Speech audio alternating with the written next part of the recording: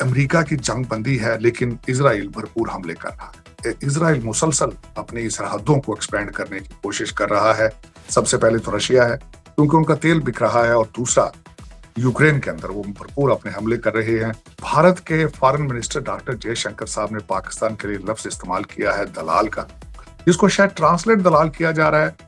اس وقت وہاں پہ اپوزیشن اتنی کمزور ہو چکی ہے اور ایک پارٹی اتنا پیسہ کما چکی ہے، اور دوسرا ان کو پتہ چل چکا ہے کہ سسٹم کو مینیپولیٹ کس طرح کرنا ہے۔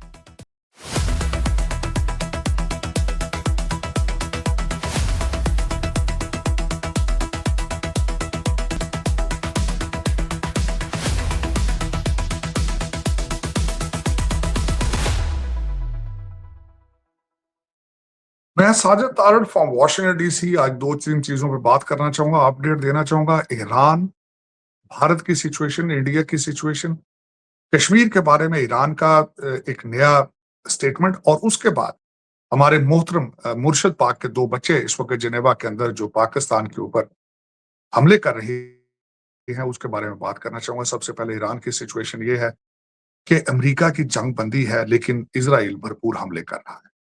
اس کی وجہ یہ ہے کہ ایک تو نہ صرف ایران پہ حملے کر رہا ہے بلکہ لیبنان کے اندر فل فلیج گھس چکا ہے، رہائشی بلڈنگز کے اوپر حملے ہو رہے ہیں، اور انہوں نے اپنا نیا بارڈر وہ دریا تک لے جا چکے ہیں، اور لبنان کا کافی حصہ وہ ہضم کر چکے ہیں۔ یہاں یہ بتانا ضرور ہے کہ اسرائیل مسلسل اپنی سرحدوں کو ایکسپینڈ کرنے کی کوشش کر رہا ہے، اور وہ کافی حد تک اس میں کامیاب ہے۔ غزہ کے حوالے سے دیکھا جائے، پھر اس کے بعد ماضی میں جنگیں ہیں، جتنے سانائے ڈیزرٹ ہے اس کو، پھر اس کے اوپر گولان ہائٹس کے اوپر ان کا قبضہ، وہ مسلسل ایکسپینشن کر رہا ہے، اور اب آہستہ سلولی گریجولی وہ اپنے منصوبے گریٹر اسرائیل کی طرف بڑھ رہا ہے۔ ہمارے وہاں پہ جو امبیسڈر تھے انہوں نے اس کو ایک کنٹروورسل سٹیٹمنٹ دی گریٹر اسرائیل کے حوالے سے۔ بی بی نتنیاہو جو ہے وہ بھی مسلسل گریٹر اسرائیل اور اس کے نئے اس کی سرحدوں کے بارے میں بیانات دیتے رہتے ہیں۔ اس وقت میں جو بتانا چاہوں گا کہ جو جنگ چھڑی ہے وہ کون کون سے ایسے فریق ہیں جو اس جنگ کو بند ہوتا نہیں دیکھنا چاہتے۔ سب سے پہلے تو رشیا ہے کیونکہ ان کا تیل بک رہا ہے، اور دوسرا یوکرین کے اندر وہ بھرپور اپنے حملے کر رہے ہیں ایران کی جنگ کے حوالے سے، کیونکہ پوری دنیا کا جو اس وقت توجہ کا مرکز ہے وہ ایران کی جنگ ہے۔ دوسرا اس میں دوسری پارٹی اس کے اندر اسرائیل ہے، جو کہ ایران نہ صرف ایران کے ساتھ مسلسل حملے کر رہے ہیں بلکہ لیبنان کے اوپر بھی مسلسل اپنے حملے کر رہے ہیں اور اپنے اہداف حاصل کر رہے ہیں۔ وہ نہیں چاہتے کہ جنگ بند ہو۔ تیسرا اس میں فریق جو ہے وہ بھارت ہے۔ وہ بھارت اس لیے کہ پاکستان کے ساتھ غصے میں اور نفرت میں، اور جو ان کے حالات اس وقت ہو چکے ہیں، آلموسٹ ان کے منہ سے جھاگ نکل رہی ہے۔ کل ایک کنٹروورسل سٹیٹمنٹ آئی ہے جو کہ میں سمجھتا ہوں کہ میں خود لفظوں کے سلیکشن کے اندر اس وقت کنفیوزڈ ہوں، کہ بھارت کے foreign minister doctor J Shankar صاحب نے پاکستان کے لیے لفظ استعمال کیا ہے دلال کا، جس کو شاید ٹرانسلیٹ دلال کیا جا رہا ہے۔ میں اس کو کنفرم کرنے کی کوشش کر رہا تھا، شاید انہوں نے ورڈ بروکر استعمال کیا ہے، لیکن اور اس کو ٹرانسلیٹ کیا جا رہا ہے کہ ورڈ دلال کے حوالے سے۔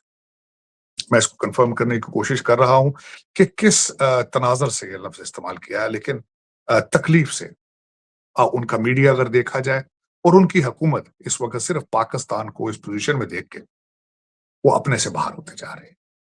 یہاں پہ یہ ضرور بتانا چاہوں گا کہ اس وقت بھارت کے اندر سیاست نہیں ہے، ایک پولیٹیکل ٹیررزم کہا جا سکتا ہے، وہ اس طریقے سے کہ ایک پارٹی اتنی طاقتور ہو چکی ہے کہ اپوزیشن، اور یہاں پہ یہ ضرور دیکھا جائے کہ جمہوریت ہیلدی اپوزیشن یا اپوزیشن کے بغیر جو ہے وہ آگے نہیں بڑھ سکتی۔ اس وقت وہاں پہ اپوزیشن اتنی کمزور ہو چکی ہے، اور ایک پارٹی اتنا پیسہ کما چکی ہے، اور دوسرا ان کو پتہ چل چکا ہے کہ سسٹم کو مینیپولیٹ کس طرح کرنا ہے، کس طریقے سے جوڈیشری اس کو ہاتھ میں لینا ہے، جس طریقے سے کہ ایک اگر آپ کے سامنے ایک چینل خلاف بولتا ہے تو اس کو کس طرح خریدنا ہے، کس طرح میڈیا کو مینیپولیٹ کرنا ہے، یہ ساری چیزیں وہ سیکھ چکے ہیں۔ اب اس وقت دیکھا جائے تو میں نہیں سمجھتا کہ فیوچر کے اندر بھی اس ایک پارٹی کو ہرانا پاسبل ہوگا۔ تو اگر یہ نہیں ہوگا تو پھر آپ اس کو کیا کہیں گے؟ میں اس کو جمہوریت نہیں مانوں گا، جہاں ایک پارٹی اتنا آگے جا چکی ہو کہ جس کو چاہے ان کی پرفارمنس کچھ بھی ہو اس کو نکالا جا سکے۔ اس وقت ان کی سیاست کیا ہے؟ اینٹائی پاکستان، اینٹائی مسلم۔ اور اس میں اگر یہ سیاست میں پرفارمنس نہ ہو، اپنی کارکردگی نہ ہو اور صرف نفرت کی بیس پر سیاست کی جائے تو اس کو بھی جمہوریت نہیں کہا جاتا۔ اس میں بار بار وہ الیکشن تو جیت جاتے ہیں لیکن بھارت ہار جاتا ہے، مسلسل بھارت ہار رہا ہے، لوگ بیچارے ڈر کے بولتے نہیں ہیں، سہمے ہیں، اور اس کو بھی جمہوریت نہیں کہا جاتا۔ اب آگے چلتے ہیں کہ اس وقت ایران کے حوالے سے جو ڈائلاگ شروع ہو رہا ہے، 15 جو نکات دیے گئے ہیں وہ پاکستان کے حوالے ایران کو دے دیے گئے ہیں، اور دوسرا گارنٹی دی گئی ہے کہ جو 2 شخصیات ہیں، آج بلومبرگ کی خبر تھی 2 شخصیات ہیں، ان پہ حملہ نہیں ہوگا۔ خدشات تھے کہ اگر وہ پاکستان آتے ہیں تو وہ کہیں اسرائیل ان کے اوپر حملہ نہ کرے اور ان کو ہلاک نہ کرے۔ ایک تو یہ چیز ہو چکی ہے، اور دوسرا آج کنفرم ہو چکا ہے یہ فارن آفس کی طرف سے بھی پاکستان کہ وہ 15 نکات جو ہے وہ پاکستان کے ذریعے ایران پہنچ چکے ہیں۔ تو یہ ایک چیز یہ ہے کہ کنفرم ہو چکی ہے کہ یہ سارا کچھ پاکستان کے اندر ہوگا اس ویکینڈ کو۔ لیکن کیا یہ جنگ بند ہوگی؟ کیا اس کے بعد دنیا کا نقشہ کیا ہوگا؟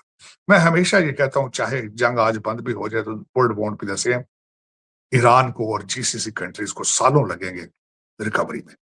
دوبارہ 40,000 سے زیادہ بلڈنگیں، رہائشی بلڈنگیں ایران میں تباہ ہو چکی ہیں، ان کا کیا بنے گا؟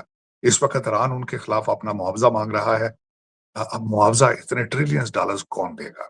دوسرا اگر یہ پلان اے ہے، پلان بی یہ ہے کہ ان کو وہاں پہ ان کے جو ایسٹس باہر شاہ ایران کے دور میں تھے ان کو ریلیز کیا جائے تاکہ ایران اپنے بلڈ کے دوبارہ بنا سکے۔ اس وقت ایران کی طرف سے بھی شرطیں جو ہیں 5-6 گردش کر رہی ہیں جو کہ کافی ڈیفیکلٹ نظر آ رہی ہیں۔ اب مڈل گراؤنڈز پہ کس طرح پہنچتے ہیں؟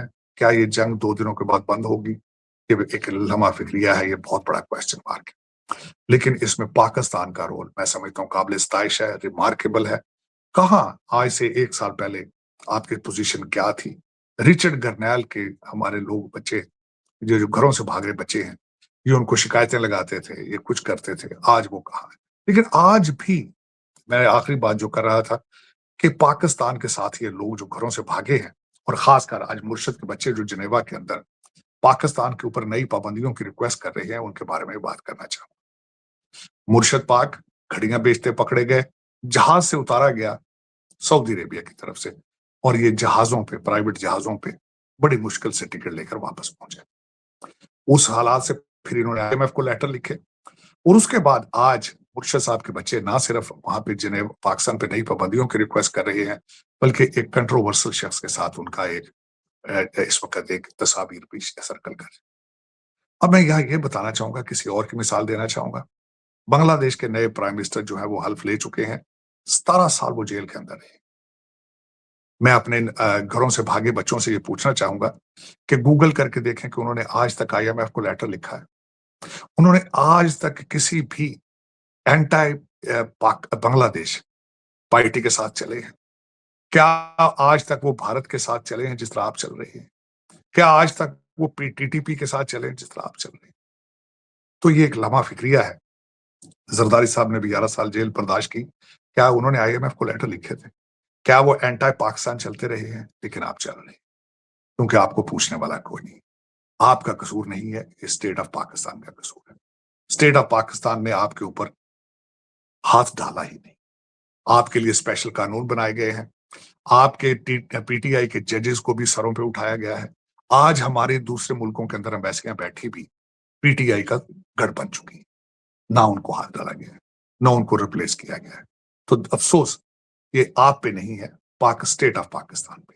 انہوں نے آپ کو جو اسپیشل سٹیٹس دے رکھا ہے وہ یہی ان کا سب سے بڑا قصور ہے، اور آپ نے اس کا بھرپور فائدہ اٹھایا ہے پاکستان کے اندر اور پاکستان کے باہر، جو کہ میں سمجھتا ہوں محب الوطنی نہیں ہے۔ آپ بھی آج بھی آپ کے پاس موقع ہے، 3.5 سال کی غلطیاں ایکسپٹ کریں۔ 9 مئی جو آپ نے آرمی کے اوپر، آرمی کی تنصیبات کے اوپر حملہ کیا تھا، فوج سے معافی مانگیں، پاکستان سے معافی مانگیں، جو 3.5 سال آپ نے پاکستان کے ساتھ کیا ہے۔ آپ نے جو وعدے کیے تھے کہ 200 لوگوں کے ایکسپرٹس آپ کے پاس ہیں، آپ IMF کے قرضے اتاریں گے، آپ باہر کرپشن کا پیسہ جو پڑا ہے اس کو واپس لے کر آئیں گے، اور کرپشن کو آپ روکیں گے۔ آپ نے ایک بھی چیز ڈلیور نہیں کی 3.5 سال۔ آپ آج قوم سے وعدہ کریں کہ آپ موکلات کے ذریعے نہیں لیکن حقیقت کے ساتھ، اچھی پالیسیز کے ساتھ پاکستان کو گورن کریں گے اور سیاست میں آئیں۔ آپ کا پولیٹیکل ٹیررزم ریجیکٹ کیا ہونا چاہیے، اور آپ کو بھی استناب کرنا چاہیے۔ یہ بلیک میلنگ چھوڑیں، آج کوشش کریں کہ مرشد پاک سے بھی ریکویسٹ کریں کہ آئیں، اگر آپ ویسٹ کو سب سے زیادہ اچھا جانتے ہیں، قوم کو پڑھائیں. 3 کروڑ بچہ جس وقت اسکول نہیں جا رہا، اس کے لیے کوئی پالیسی بنائی جائے. سیاست میں حصہ لیں پلیز خدا را، اور پاکستان کی پراکسی بننے کی کوشش نہ کریں. پاکستان ہمیشہ زندہ باد.